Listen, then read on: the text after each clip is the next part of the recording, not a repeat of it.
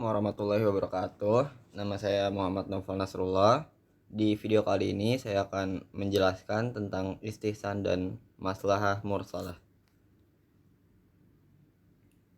Yang pertama ada pengertian istihsan.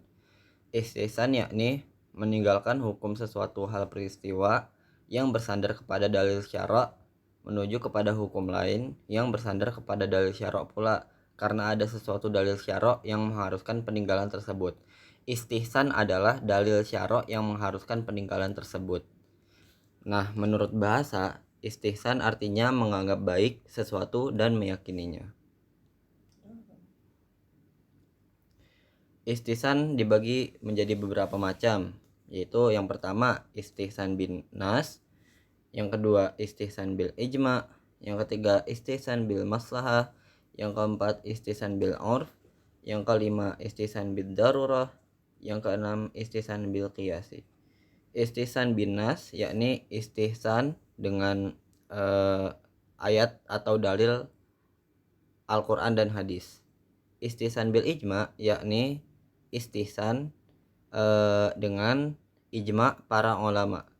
Istihsan bil maslahah yakni istihsan dengan kemaslahatan atau hal yang sekiranya sesuai di saat itu. Istihsan bil urf yakni istihsan dengan kebiasaan sekitar. Istihsan bid darurah yakni istihsan yang istihsan dengan keadaan darurat. Dan istihsan bil qiyasi khafi yakni istihsan dengan qiyas khafi. Ini ada contoh istihsan yang pertama, yaitu air sisa minum binatang buas itu najis. Namun menurut istihsan, air sisa minuman burung yang buas tidak najis karena burung tidak memiliki liur. Ini termasuk istihsan bil qiyasil khafi karena qiyas khafinya yaitu air sisa minum binatang buas itu najis karena binatang buas itu memiliki karena najisnya itu dikarenakan air liurnya, sedangkan air bekas minum burung yang buas itu tidak memiliki air liur. Burung yang buas itu tidak memiliki air liur sehingga ketika dia minum airnya tidak menjadi najis seperti itu. Jadi qiyas khafinya itu air yang najis terkena liur binatang buas.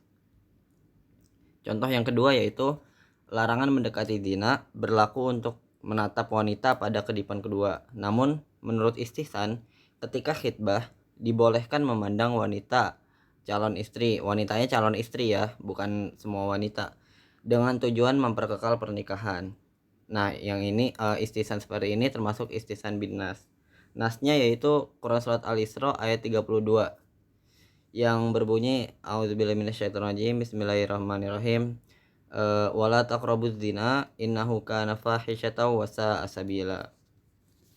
Seperti itu. Jadi pada awalnya menatap wanita pada ketiban kedua itu enggak boleh. Namun saat ada sesuatu hal yang membolehkan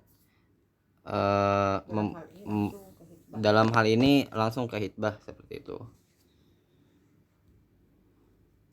Contoh yang ketiga yakni dilarang memakan daging babi atau daging apapun yang dilarang dalam Al-Quran. Namun menurut istihsan diperbolehkan memakannya ketika darurat, semisal sangat kelaparan dan akan mati kalau tidak makan saat itu juga di suatu tempat yang hanya ada babi atau hewan yang diharamkan untuk memakannya, maka boleh kelaparannya terpenuhi.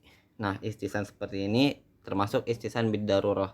Nah, darurahnya yaitu keadaan yang memaksa makan makanan yang diharamkan. Ini saya di contohnya itu ada di suatu tempat ya, bukan hanya hutan. Jadi kalau tersesat di hutan ada hewan yang diharamkan seperti babi contohnya, kalau di hutan insya Allah masih ada sumber lain selain babi. Jadi di suatu tempat ini contohnya seperti itu. Yang selanjutnya contoh istihsan keempat yaitu aurat adalah hal yang tidak boleh ditampakkan. Namun menurut istihsan, ketika seorang pergi ke dokter untuk mengobati suatu penyakit yang dimana harus membuka aurat, mengobatinya yaitu operasi, maka diperbolehkan. Ini termasuk istihsan bil maslahah. Maslahahnya yakni kelancaran dalam dokter mengobati pasiennya ya. Jadi Kias seperti ini termasuk kias bil maslahah.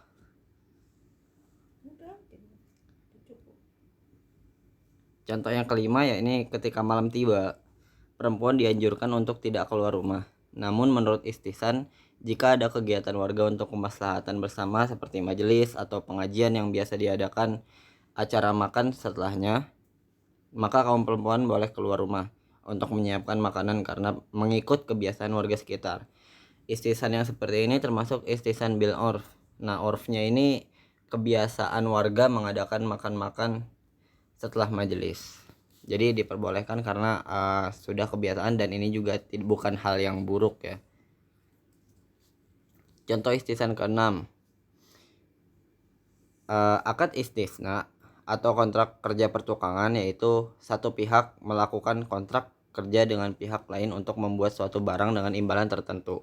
Dengan metode kias, kontrak kerja semacam ini tidak sah karena ketika kesepakatan kontrak menjadi makdud alaih tidak ada. Namun akad semacam ini diperbolehkan karena masyarakat terbiasa melakukannya dan tidak ada seorang pun ulama yang mengingkarinya. Karenanya hal seperti ini dianggap sebagai istihsan bil ijma. Jadi ijma'nya yaitu ya nggak ada ulama yang mengingkari akad tersebut ya. Jadi ini termasuk contoh istihsan. Nah, selanjutnya ada maslahah mursalah. Maslahah mursalah ialah kebaikan yang arti dari maslahah itu kebaikan yang tidak disinggung-singgung syara' untuk mengerjakannya atau meninggalkannya. Sedang kalau dikerjakan akan membawa manfaat atau menghindari keburukan. Jadi maslahah mursalah itu memiliki syarat, yakni hanya berlaku soal muamalat.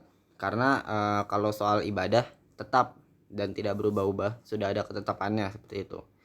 Tidak boleh berlawanan dengan maksud syariat atau salah satu dalilnya yang sudah dikenal. Maslahah adalah kepentingan yang nyata dan diperlukan oleh masyarakat. Contoh maslahah mursalah yang saya ketahui yaitu ada pembukuan Al-Quran dan mensyaratkan adanya surat kawin. Jadi pembukuan Al-Quran ini merupakan suatu kebaikan ya untuk kemaslahatan umat muslim mengkaji isi Al-Quran dan mempelajarinya seperti itu. Mensyaratkan adanya surat kawin yakni untuk mengetahui tentang warisan dari mulai dia kawin, punya anak. Nah, untuk mengetahui berapa bagian yang ahli warisnya itu dapat. Sekian dari saya. Assalamualaikum warahmatullahi wabarakatuh. Kurang dari itu.